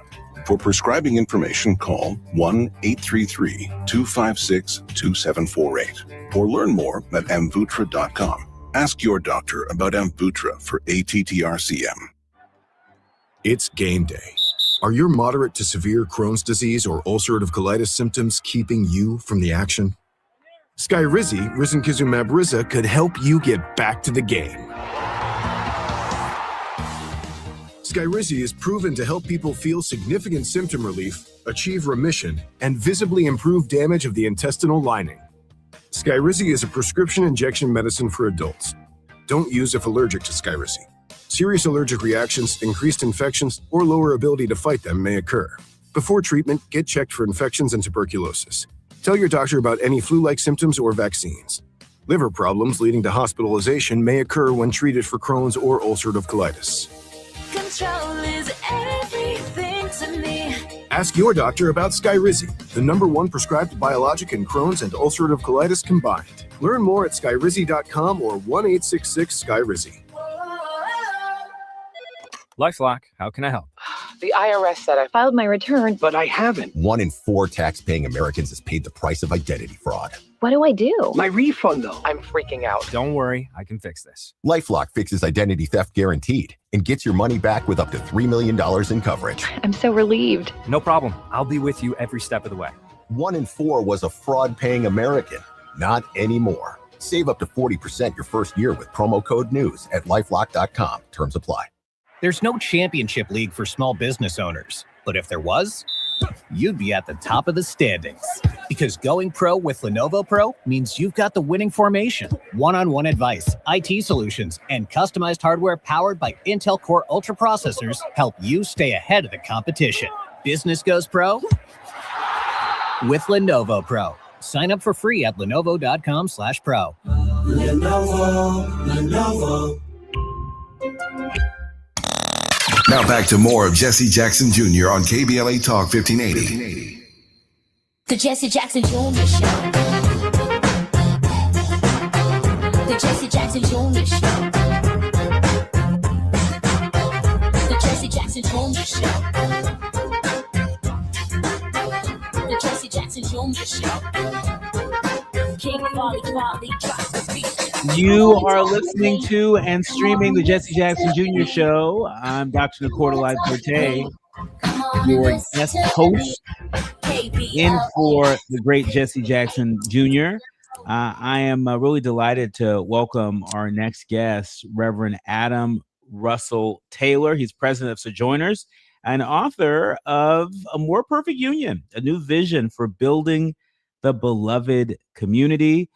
For folks who may be less familiar, Reverend Taylor previously led faith initiatives at the World Bank Group and served as vice president in charge of advocacy for World Vision. He is a senior political director, or was a senior political director at Sojourners, and even has some experience back at the White House, the Obama White House to be specific, where he served as a White House fellow 2009 and 2010, and served in the White House Office of Cabinet Affairs and Public Engagement. I'm sure he has so many stories, and if we're lucky, we might hear just a few of them. Welcome to the show, Reverend Taylor. Good to meet you, and a pleasure to be with you today. Good to meet you too. Pleasure to meet you. First things first, talk to us about your origin story. When I read up about you, I thought, wow, these are a collection of really extraordinary experiences that you've had inside and outside of government, in the United States and beyond. Before we get to that, let's better understand your origin story. Talk to us about where the path that you're on first began. Yeah, thanks for the question. And it actually gives me a chance to honor the legacy of Reverend Jackson. And my thoughts and prayers go out to his whole family today and the days to come. So I grew up very much in the shadow of the civil rights movement. And my parents made the controversial decision to get married in 1968, just a year after interracial marriage was legalized in this country. My mother is Black and my father's white. And they instilled in me a really strong belief that my generation, Generation X, inherited the unfinished business of the civil rights struggle. And they also instilled in me a strong belief that we are all made in the very image of God. And as a virtue of that, everyone has equal dignity and worth. And so I kind of became infatuated with the civil rights movement at an early age and really became mesmerized by the faith and activism of leaders like, of course, Dr. King, but also Reverend Jackson and so many others, Congressman John Lewis, Ella Baker, and Fannie Lou Hamer. And so a lot of my career has kind of been animated by that. It's actually why I ultimately ended up writing the book, A More Perfect Union, a new vision for building the beloved community, because I became really attached to the moral vision that animated the civil rights struggle, which was the vision of the beloved community, and feel like we desperately need a kind of unifying, very bold vision to unite our country now, and something that could be a countervailing vision to what I would argue is a very dystopian, ahistorical vision, which is the Make America Great Again vision that has gripped at least one part of our country. No, it's an extraordinary origin story. I want to go back to something you said about Gen X finishing the work of the civil rights movement. That, of course, being sort of a call to action that you understood very early in your life, very early in your activism. How well has Gen X done carrying that torch? Right now, there are a lot of folks who look to millennials like myself, who really came up, in the internet age, and Gen X, Gen Z, which speaks in memes from time to time. Talk to us about the contributions of Gen X, a generation that I think sometimes is a little misunderstood. Yeah, I think that the jury's still out to some degree. I guess we are still trying to do our thing. I'll admit, so I got pretty frustrated when I was in college and in my kind of early years of my career. Because, and I don't want to overgeneralize, but I saw a lot of folks in my generation either becoming overly careerist, kind of having this get mine mentality, or being only focused on community service. And don't get it twisted, I'm a huge believer in community service. I'm a member of fraternity, Alpha Phi Alpha, whose motto is, first of all, service to all, we shall transcend all. But community service is not a substitute for civic activism. And I sense that many, not all, but many in my generation were not as focused on trying to build political power. We're not as focused on trying to advance a lot of that unfinished business, which Dr. King and certainly Reverend Jackson understood had to, at least in part, center on economic justice and economic opportunity for everyone. Certainly why Dr. King was organizing the Poor People's March before he was assassinated. And so part of what I've tried to do in my career, but also kind of with my generation, is really try to reinvigorate a commitment to civic activism. And, I've been somewhat successful, although not as successful as I would like. And, I'd argue, like, on the one hand, our generation produced our first Black president, right? So that is something to be very proud of. And at the same time, our generation, in some ways, at the height of our political power, maybe at the height, but close to our height of our political power, saw a kind of MAGA movement take hold. And, this country elected Donald Trump twice. So I think it is certainly a very mixed record. And yet there's still much more to be written. I really like this tension that you've just presented us with between community service and civic activism. I think right now, considering the state of our body politic, considering advances in technology, which have also brought an influx of mis and disinformation, I think the challenges we have around media literacy. I mean, literally, it's becoming harder and harder and harder to make the distinction between what is artificial intelligence and what is produced by human beings. And you really have raised a question, at least in my mind, and perhaps the minds of our leaders, learners, and listeners here today, about this tension between community service and community activism. And, I really want to give you a chance to sort of unpack what you mean when you say that in your critique of Gen X is that perhaps your generation wasn't as focused on building political power. There are lots of folks that join civic organizations. There's nothing wrong with that, right? But I think sometimes we may get it twisted. And we think that being a part of that civic organization and doing voter education work, voter registration work, sometimes we think that that is the work as opposed to being part of the work. Yeah, that's right. So, I mean, part of it is that we need community service, right? There's a lot of ways in which organizations, from churches to nonprofits, really provide core services for people. They meet people's immediate needs.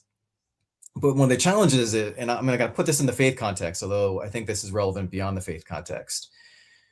Oftentimes when people think of social justice, they will kind of immediately revert to whether people's needs are met and not focus as much on the root causes of people's pain or the root causes of their needs, right? No amount of community service was going to tear down the walls of Jim Crow segregation. That required a fundamental change of law in the land, namely the passage of the 1964 Civil Rights Act and the 1965 Voting Rights Act. And so I'm not saying that everything is solved because of policy and legislation, but I think it is crucial that we understand that a lot of things aren't going to change or actually can go backward if we take our eye off the ball of legislation, not just at the national level, but all the way down to the local level. And so one of the things that I have become much more schooled in and ultimately become a huge believer in is the power of community organizing. And community organizing can exist in a lot of different forms, but it's a critical way that you are able to help people understand their own agency and help to combine the power of people with the power of money to ultimately affect change. And some of that has to happen or can happen through the electoral sphere, but some of it has to happen very much through the kind of community civic sphere. And, I think if we kind of look at how the right, particularly the religious right, built up an incredible amount of power over 4 to 5 decades, that has culminated in many ways in the moment that we're in now. And we didn't see the same degree of organizing in many respects among many Christians in particular that have a real passion for justice. And, I would certainly argue that you can't separate a passion for justice from a passion for following Jesus. Yeah. No, I mean, I really appreciate you, sort of making that distinction, reminding us that, community service is it's all fine and well. I believe in community service. I promote community service, as do you. But making the distinction that community service doesn't always address the root causes, and calling out sort of the power of community organizing, the power of helping everyday people, ordinary people, to realize their agency, to identify the people who have the power to give them what they want, and to pursue that. I want to ask you how this thinking, how this training that you have had throughout your career, how has it informed how you've shown up as president of Sojourners? Yeah, so Sojourners is a Christian ecumenical organization that's been around for over 50 years, it's kind of known most for its publications. It has a magazine, a physical magazine. I know, not everyone produces magazines these days, but we still are producing. Reverend Taylor, it has a what? A what? Exactly right. But we do have a digital publication as well. So if you're not into the tactile magazine, you can get the digital version at sojo.net. But we write about the intersection of faith and politics, all from a lens of a commitment, or through a lens of a commitment to justice and peace. And, we reach and inspire Catholics, mainline Protestants, evangelicals, and the Black church, which is my tradition, Latino churches, and more. And I think our strength has been really articulating that biblical call to justice and inspiring Christians to put their faith into action. What I have tried to do as president is really build up some of our infrastructure around our mobilizing work and our advocacy work. And I'm really proud of a number of the campaigns that we have. I'm just going to mention one right now, which is an umbrella campaign called Face United to Save Democracy. And it was started after the Supreme Court case in 2013, Shelby County versus Holder, where ultimately the Supreme Court ruled in favor of Shelby County and essentially gutted the Voting Rights Act, enabling states to no longer have to pre-clear any changes they make to their election laws through the Justice Department. And predictably, we saw a barrage of new restrictive laws being proposed and ultimately put in place in many southern states and in some Midwestern states across the country. These are kind of new, more sophisticated versions of voter suppression. And so we joined forces with the Skinner Leadership Institute and created a campaign to try to ensure that faith leaders would be on the front lines of protecting the freedom to vote all around the country, but particularly in these states where we've seen the biggest barriers and restrictions put in place. And then over time, it's actually grown to be a campaign that's really trying to not just protect the freedom to vote, but also protect our democracy in a time when it's very much under assault by a president who literally in a State of the Union address is arguing the only way the Democrats can win is by cheating, and continues to double down on the big lie that the 2020 election was stolen. And so that campaign is literally trained thousands of faith leaders to serve as what we call poll chaplains in predominantly Black and brown polling sites, to ensure that we can prevent violence and intimidation, and then we can ensure that we have real, free, fair, and safe elections. When we come forward, Reverend Taylor, I want to talk to you about the rise in white Christian nationalism. And I think part of what some of us may not be seeing enough of are leaders from the Black church, leaders from a faith tradition steeped in a Black liberation theology, quite frankly.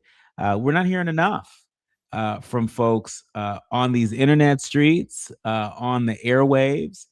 And there seems to be an evangelical movement that is repurposing Black liberation theology discourse in a way that is at odds with what I've understood the teachings of Black liberation theology to represent. And so I want to give you a chance to address that as someone who is president of Sojourners, that has both a physical magazine and digital publication that publishes viewpoints at the intersection of faith and politics. You have a number of points of view that are part of this publication, including folks from the Black church, the evangelicals, and more. I'm looking forward to hearing what you have to say about that, and I know I'm not alone. You are listening to and streaming the Jesse Jackson Jr. Show here on KBLA Talk 1580. More with Reverend Adam Russell Taylor when we come forward. It's afternoon drive time with Jesse Jackson Jr. Only on KBLA Talk 1580.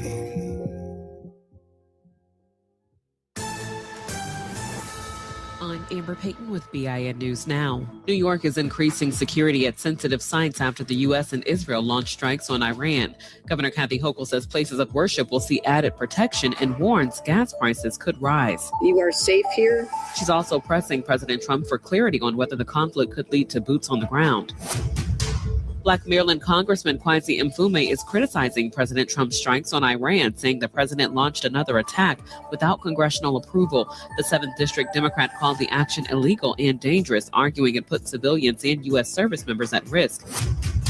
And the New York Attorney General's office is highlighting the top scams reported in 2025. Black Attorney General Letitia James says retail complaints led the list with more than 4,800 reports involving price gouging and deceptive advertising. Internet and auto service complaints followed. Get BIN News Now on demand 24/7 on the iHeartRadio app. Head to Waba Grill weekdays after 3 p.m. for their $5 happy hour and try their new Chili Crisp dumplings. Bold, crunchy, and tossed in a fiery crisp paired with a premium Waba beverage drink like their authentic Thai tea. Get both for just $5 only at Waba Grill. It's for you. This is the KBLA Sports Minute with Ray Richardson. Money should not be a problem for the Chargers and Rams to make major improvements to their roster for the 2026 season. When the NFL increased the salary cap last week for all 32 teams, the extra money gave the Chargers $85.6 million in salary cap space to sign free agents. The cap space for the Chargers is the 4th highest in the league. The Rams had $41.6 million in cap space. NFL teams can start signing free agents on March 11th. The hottest basketball team in Los Angeles is the UCLA women's basketball team. The number 2 team in the country will take a 22-game winning streak into the Big Ten Conference Tournament in Indianapolis. The Bruins' first game will be Friday. After going through the Big Ten 18-0, the Bruins will be the number 1 seed in the tournament. The last time the Bruins lost a game was on November 26th to Texas. No debates, no speculation, just the info you need. That's your KBLA Sports Minute. I'm Ray Richardson. More news, opinions, and conversation when we come forward on KBLA Talk 1580.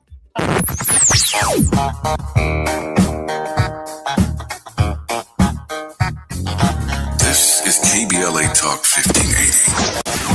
Talk radio. That's music to your ears. We're unapologetically progressive. KBLA Talk 1580. We've got a lot to talk about.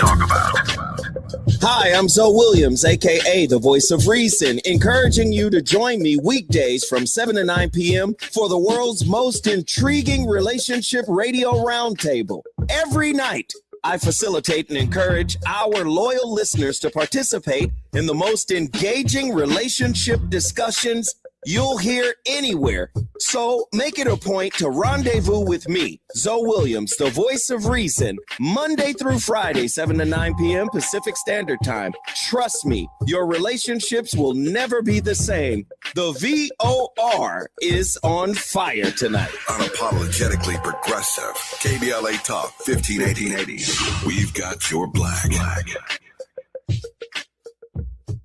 Getting around LA doesn't have to cost a lot. Metro has fares that fit every budget. 20 free rides for qualified riders through the Life Fare program. Free passes for students with GoPass and affordable options for everyone in between. Wherever you're going, Metro's got you covered. Visit metro.net/fare programs. KBLA Talk 1580, connecting you with the world. African Focus Incorporated is a community-based organization whose mission is to bring Africans and African Americans together, lead charitable initiatives on the motherland, and educate people from all walks of life on the beauty, legacy, and opportunity of Africa's 54 nations. And it's that time once again when African Focus is teaming up with KBLA Talk 1580 for our 8th annual African Focus Trailblazers Tour. Travel with us in 2026 when we're headed to the southern African nations of Zambia and Botswana for a historical, cultural, and vacation tour led by me, Dominique DePrima, Cultural Ambassador for African Focus Incorporated. Enjoy luxurious accommodations, conscious fellow travelers, shopping, adventures, cultural tours, wildlife safaris, and a giant waterfall, one of the world's 7 wonders, along with a chance to be of service at an orphanage on the continent. Become an AFI Trailblazer by exploring the motherland with a nonprofit organization that has members in Africa and America to help roll out the red carpet for you, and together we'll make a difference and have fun doing it. For more information, visit africanfocus.org or call 310-676-7300. That's 310-676-7300 or africanfocus.org. Whether it's stateside or exploring the diaspora, we're with you every step of the way. African Focus and KBLA Talk 1580. Come go with us. You're listening to Jesse Jackson Jr. on KBLA Talk 1580. The Jesse Jackson Jr. Show. The Jesse Jackson Jr. Show. The Jesse Jackson Jr. Show. The Jesse Jackson Jr. Show. King Volley, drop the beat. Come on and talk with me. Come on and listen to me. Come on and talk with me. Come on and listen to me. You are listening to and streaming the Jesse Jackson Jr. Show. I'm Dr. Nicordelai Corte in for Jesse Jackson Jr. You can catch me regularly Monday through Thursday in afternoon drive time right here on KBLA Talk 1580 as I host A More Perfect Union and proudly serve as KBLA's White House correspondent. So much news coming out of Washington day to day, but we consider ourselves your one-stop shop to make it make sense. To make it make sense, to separate the fact from the fiction, along with expert analysis and conversations with leaders on the front lines. This hour on the Jesse Jackson Jr. Show, I am in conversation with one such leader on the front lines. I'm really delighted to be in conversation with the Reverend Adam Russell Taylor. He is president of Sojourners and author of A More Perfect Union. Speaking of A More Perfect Union, he's author of A More Perfect Union, a new vision for building the beloved community. Welcome back, Reverend Taylor. Thank you. And so before the break, I teed up a very important question that's been on my mind. It chances are it may very well be on the mind of us, many of our listeners and streamers, and perhaps even yourself. How do we begin to bridge the gap of understanding between those of us who subscribe to a Black liberation theology and folks who proudly lean into the evangelical community? It seems to me that the evangelical community has misappropriated some of the teachings of Black liberation theology to their political ends. But it doesn't seem like the evangelical community has been checked or at all, let alone effectively, by leaders of the Black church in doing so. Yeah, it's a great question. So I would distinguish kind of small evangelical community from the kind of white Christian nationalist movement that has hijacked and taken over large parts of that community. There are still many evangelical Christians, many of them white, who believe that the gospel is the good news. And many of them may have more conservative theological beliefs, but they're not necessarily in this kind of white nationalist category. The reason why we kind of refer to this movement as a white Christian nationalist movement is they really are purporting an ideology much more than an actual faith. An ideology that says that the real Americans are Christians, and they're not just Christians, they're white Christians. And not just white Christians, they're a particular brand of white Christians who are supporting a political agenda that often supersedes kind of core Christian beliefs that you and I would identify with, and most Christians would identify with, for that matter. And so I really try to make the argument that white Christian nationalism is really a heresy of the Christian faith. And it's a danger both to the witness of the church, right, the reputation of the church, and it's a danger to our democracy, because the most ardent supporters of the current president and the ones that most want to see a strong man in office are those that subscribe to white Christian nationalism. But here's the danger, and this is where I just want to parse this a little bit. There are a bunch of different on-ramps into white Christian nationalism that many Christians, including many Black Christians, also believe. This includes a belief that is often kind of a part of the DNA of this country, that we are or should be a Christian nation. Now, it's true that many of our founders were Christians and they were shaped by Christian values, but they very intentionally, through the First Amendment of our Constitution, made us a pluralistic nation in terms of embracing different religions and people of different faiths, and put in place religious liberty and no established religion. And so, that is baked into our Constitution. There's also the belief that we are some kind of a chosen nation. This goes all the way back to the Puritans, but that belief is still with us. The challenge is, if you think that we're chosen, that often can lead to a sense of arrogance and triumphalism that has been quite dangerous to the world and dangerous for our own country.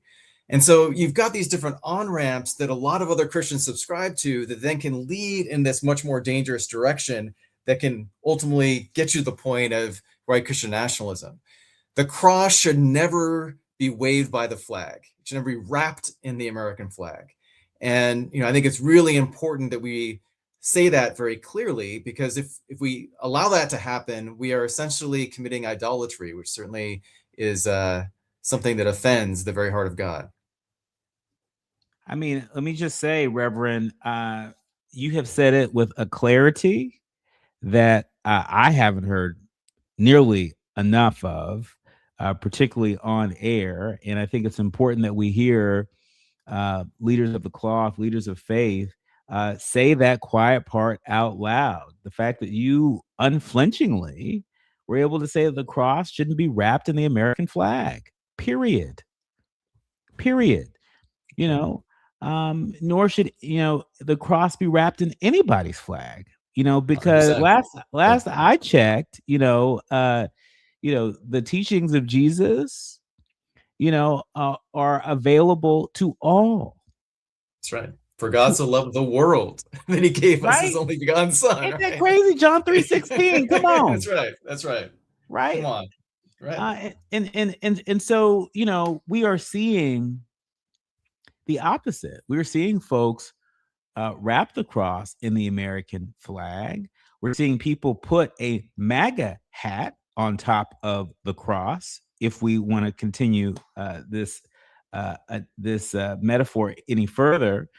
And I can't help but think about Minneapolis, the Minneapolis church, where we saw activists like Nikema Levy Armstrong, later arrested by the Department of Justice. It's important that we call this stuff out when we see it.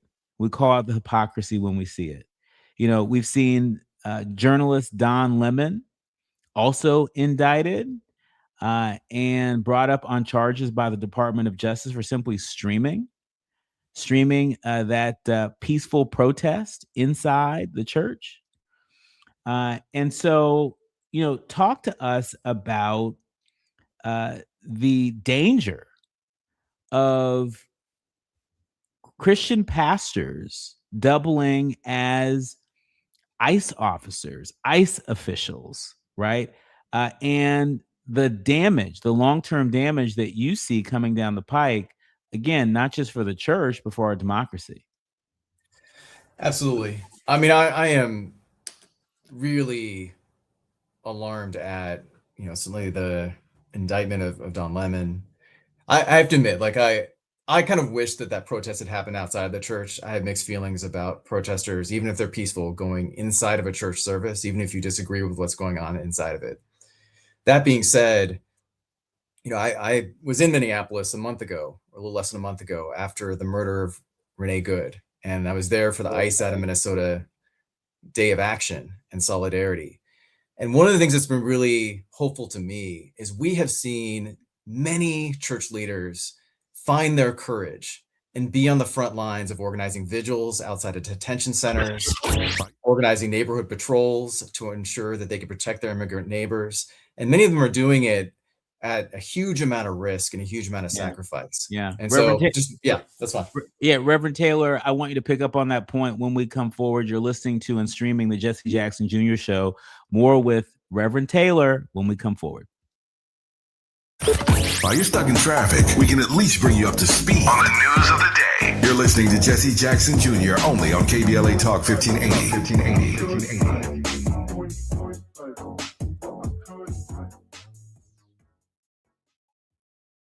We asked seniors how to prevent Medicare scams. My best advice, if you get a phone call, do not talk to the person. These people are well trained. Don't talk to them.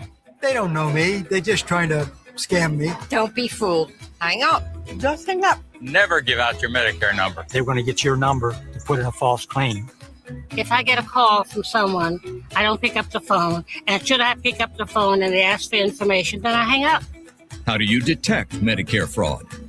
Just like I check my credit card statements, I check my Medicare statements monthly. Scammers can get a hold of your number, order medical devices through your account, and you're not even going to know about it if you don't look at your statement. Check your statement every month. If you get your statement and you see something that you know you did not have done, you report it. Call your senior Medicare Patrol. To report Medicare fraud, call the Senior Medicare Patrol at 855-613-7080. Are you drowning in IRS tax debt? Angela was. She called Civic Tax Relief and saved over $80,000. Felicia was having health problems, got behind on her taxes, interest and penalties were adding up. She called Civic Tax Relief and saved over $15,000. Civic Tax Relief is a professional tax negotiation firm that can protect you from the IRS. If you're getting collection letters, call Civic Tax Relief for a free consultation. They will go to work helping you discover all the relief programs you may qualify for free. James owed the IRS $37,000. Civic Tax Relief represented him against the IRS, and by the time everything was completed, he did not owe the IRS anything. If you are in trouble with the IRS, call Civic Tax Relief for your free consultation now. 800-200-2257. 800-200-2257. Get a free consultation and real tax relief. Call 800-200-2257. 800-200-2257. The California Crusader newspaper would like to thank all of our subscribers for their support throughout the years, proudly serving the South Los Angeles and South Bay areas for more than 40 years. The California Crusader is a multicultural, Black-owned, adjudicated newspaper that focuses on providing newsworthy information to the people in our community. We're constantly looking for ways to assist businesses in our community to connect with our subscribers. We provide low-cost, effective ways to promote your business with our reasonable and affordable advertising rates. You can participate by suggesting, sharing, and submitting your stories on the California Crusader newspaper Community Share Facebook group page, or visit our website at cal-cruise-news.com. That's calcruisenews.com. Then click on the Submit Now button located on the top right corner of the homepage, or text CCN to 42828. Again, text CCN to 42828. The California Crusader newspaper, working together to build a better community for our future. Subscribe today. KBLA Talk 1580. We've got a lot to talk about. KBLA Talk 1580 is connecting you with services and solutions. Domestic violence and family violence is when someone in an intimate or family relationship tries to gain or maintain power and control over another through a wide range of abusive behaviors. Every single act may amount to abuse. Abuse can take on various forms: psychological and emotional, physical and economic, and sexual abuse. The Genesee Center Incorporated is a nationally recognized nonprofit domestic violence prevention and intervention organization, housing women and children from 30 days up to 2 years through emergency and transitional shelters. The Genesee Center also provides support services like mental health counseling, life skills classes, computer training, job referrals, after-school programs for children, field trips, tutoring, and comprehensive direct legal services. If you need help or you'd like to donate or volunteer, call the Genesee Hotline, 1-800-479-7328. That's 1-800-479-7328, or visit genesee.org. Everyone has the right to be safe. This is a community call to action from KBLA Talk 1580. Now back to more of Jesse Jackson Jr. on KBLA Talk 1580. The Jesse Jackson Jr. Show.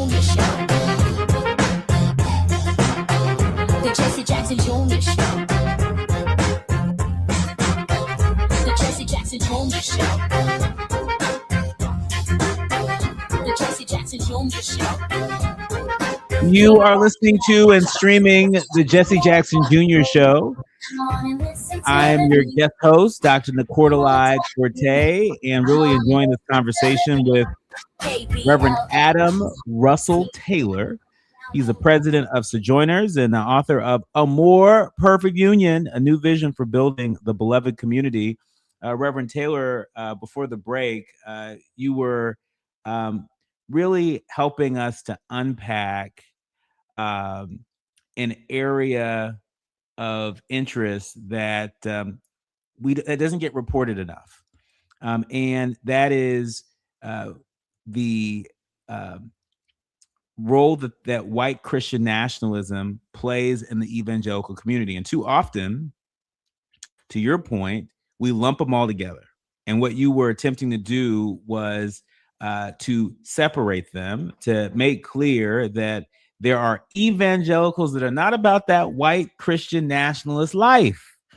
Right. And there are white Christian nationalists that, in your view, pose a danger, not just to the church, but to our democracy, because of their belief that, we are a chosen nation and that white people are sort of a chosen people. And this is the same ideology that really has been a cornerstone of white supremacy around the world, right? And so America doesn't have a monopoly on this. This has been a cornerstone of white supremacy around the world. And you were making a very powerful point that I'm going to continue to uplift, is that the cross should not be wrapped in the American flag. The cross should not be wrapped in any flag. And for those who want to challenge me on this, I would refer you to John 3:16, Reverend, that says, "For God so loved the world, that he gave us his only begotten Son." Double Exactly right. click on the Jesus, world. that's right. That's right. And Jesus also said, "Take up your cross, deny yourself, and follow me." And so I also think that pushes back against some of the kind of prosperity, health, and wealth gospel that has also been a real challenge to many parts of the church, including the Black church. But if I may, I just want to mention one really, really inspiring thing that I've been a part of organizing.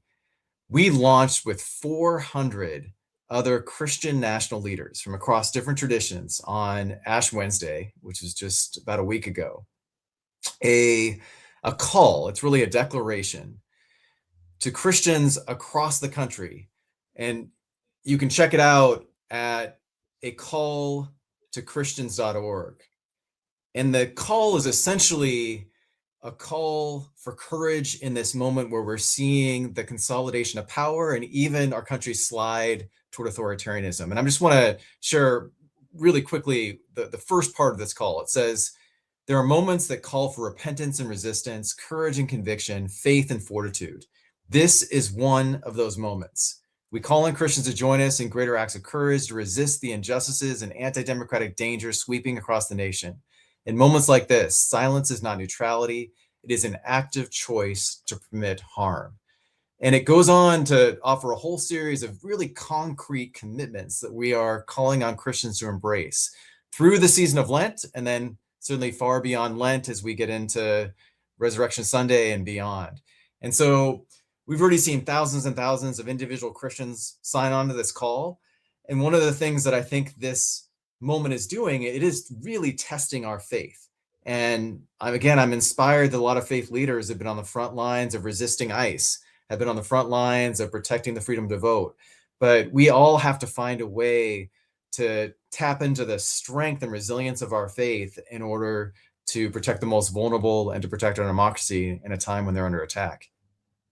And speaking of under attack, while we've been on air, USA Today and other outlets are reporting that 6 U.S. service members are dead. 6 U.S. service members have been killed in the United States war with Iran. That's according to the United States military, as its joint airstrikes with Israel expand.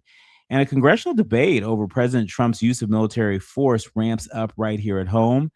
3 American fighter aircrafts also crashed in Kuwait today.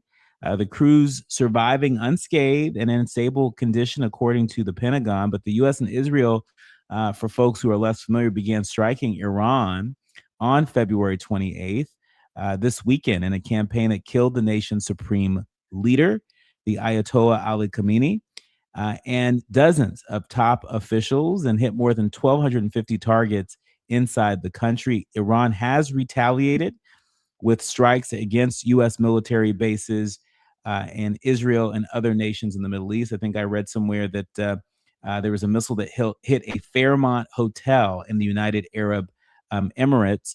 In our remaining minutes, Reverend Taylor, I want to give you an opportunity to respond to this. As a faith leader, as someone who was inspired by the work of the civil rights movement, inspired by the work of Reverend Jackson, what say you about America's latest entanglement in the Middle East? I am deeply, deeply troubled and against the U.S., really President Trump's war in Iran. It is illegal. It is violating international law. It is immoral. And it is not only putting American lives at risk, it is already costing lives across the Middle East and could incite a much greater conflict that could be much more protracted. Iran, while certainly was a dangerous regime and was a sponsor of terrorism, I think we have to be clear about that. It did not pose an imminent threat to the United States. And we could be pursuing, and I think we could have achieved, a lasting nuclear disarmament agreement with Iran if our administration had been more serious about it. The last thing I'll just say really quickly is that this is a moment where we need Congress to show a backbone. We need Congress to show some courage and to stand up for its own war powers. Article 1 gives Congress the authority to declare war. And this current president has stripped that and essentially taken that for his own adventures around the world, first, most recently in Venezuela, and now in this current crisis. And as Christians, we're called to be peacemakers. Jesus said, "Blessed are the peacemakers, for you will be called the children of God." And so as Christians, we need to stand up for peace. Our thanks to Reverend Adam Russell Taylor for joining us. He's the president of Sojourners. Again, run, don't walk, to pick up his book, A More Perfect Union, a new vision for building the beloved community. There's no time like the present to get your hands on a book like this and sit with a book like this. This is all the time we have for today. I'm Dr. Nicordelai Corte, your guest host, and you've been listening to the Reverend Adam Russell Taylor.